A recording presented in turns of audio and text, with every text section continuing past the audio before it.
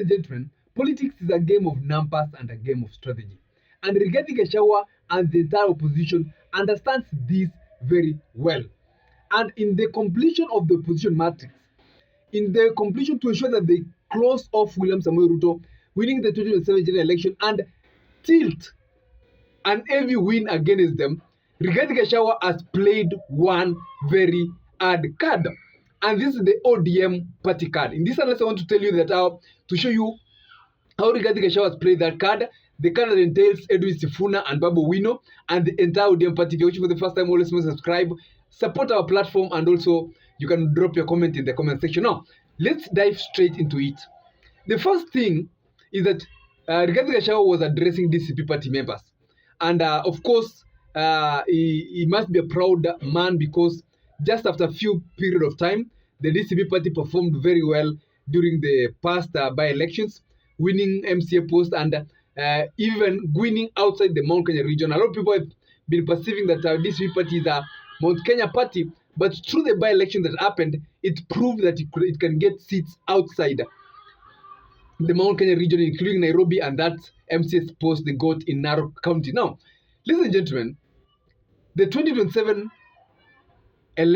general election is almost coming and is almost approaching. We are now almost entering 2026 and the campaigns are going to get hotter.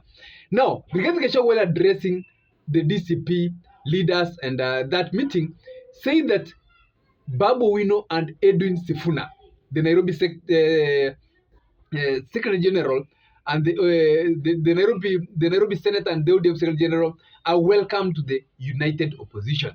And they not necessarily have to join DCP party. They can equally join even Wiper party. And I've always said that Babu Owino and Edwin Sifuna have no chance in ODM. This has been always my stand. And in any case, they want to lose Nairobi and they want to lose both the senatorial and the gubernatorial race, let them join the ODM party. The reason behind this is this. If ODM at the end of the day supports President Ruto, if ODM is going to support President Ruto for re-election, then the opposition will field candidates in those same posts in Nairobi. And that means that the Kikuyu vote will be outside. The Babu Owino will not get the Kikuyu vote, and it will neither get the Kampa vote. And these are the two largest voting blocks in Nairobi, including, of course, the Kisii block, which is now part of the large opposition. And Rigathi Gachagua pulled a card towards Babu Owino and Edwin Sifuna, saying that they are invited to join DCP and Wiper. Now, what does that mean politically? In any case, ODM is going to get into wrangles because during that meeting, Rigathi Gachagua did reveal that ODM is already sold to the two-term side. And in case that's going to happen at the end of the day, Rigathi Gachagua will come out and claim that I told you that ODM party has already been bought. And this one is going, of course, to reduce popularity.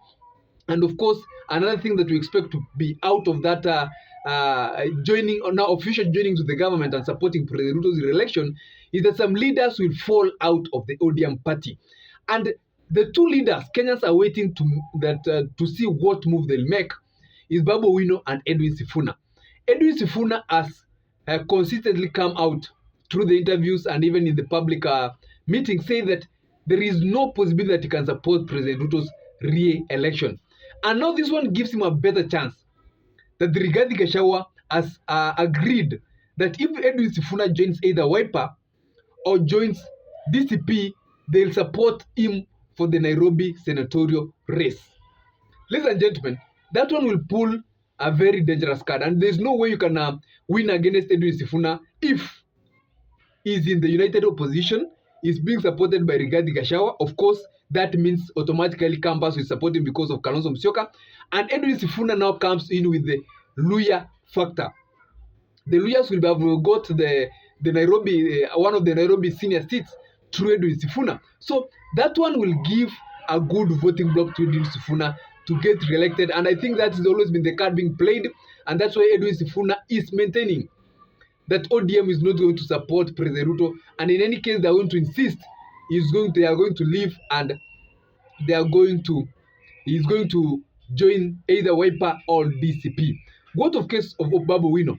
Either Babu Owino can also decide to make that move, because for Babu Owino, it cannot be honorable for Babu Owino to run under ODM party in the Nairobi Mtoro race, and if ODM supports President Ruto's re-election, because he will face an ethnic opposition leader who is going to be given that chance. Because in Nairobi, it's always a matter of tribes and alignments according to tribes. Because Kikuyus, of course, will try to vote for their Kikuyus, of course, with the influence of top leaders. Luyas will obviously tend to vote for their Luyas. Campus will tend to vote for that person. And now, the united opposition in this case, if they are going to fill maybe a Kikuyu governor, that's if Babu Owino decides to run under ODM party, which is maybe probably supporting President Ruto, do you think Babu Owino can get re-elected? Do you think Kikuyus can vote for Babu Owino if he is in the side of the two-term side? So that's the card that Edwin Sifuna and Babu Owino have to think about. But why did Rigathi Gachagua play that card? Of what interest is it to the, or benefit is it to the large opposition? Number one, Rigathi Gachagua and the entire opposition understands that these two young leaders, they are among the popular and liked leaders in the country. If Babu Owino and Edwin Sifuna join the opposition officially, they come from ODM, it means that ODM party will have been cut into two factions. Just because there are a lot of young people in these parties who support Babu Owino, who support Edwin Sifuna. So the day they decide to join the opposition, they not only come as leaders, they will come with a good following from the larger opposition. The second thing that Rigathi Gachagua is trying to play out is that ODM party does not entirely benefit President Ruto. Because if ODM party is going to support President Ruto, the opposition will try to put its feet on the ground to ensure that ODM party and its strongholds do not entirely give that voting block to President Ruto by taking some leaders. And if they take Babu Owino, they take Edwin Sifuna, and of course we are going to have a lot of other leaders joining from ODM party, joining the opposition when that time comes, then that one is going also to bring some good voting block from the ODM side to the opposition.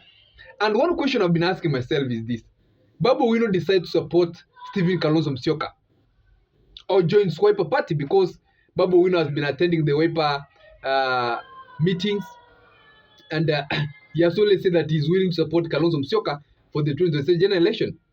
Imagine a scenario where Babu Owino is in Kisumu supporting Stephen Kalonzo Musyoka when ODM is supporting, another faction of ODM is supporting President Ruto.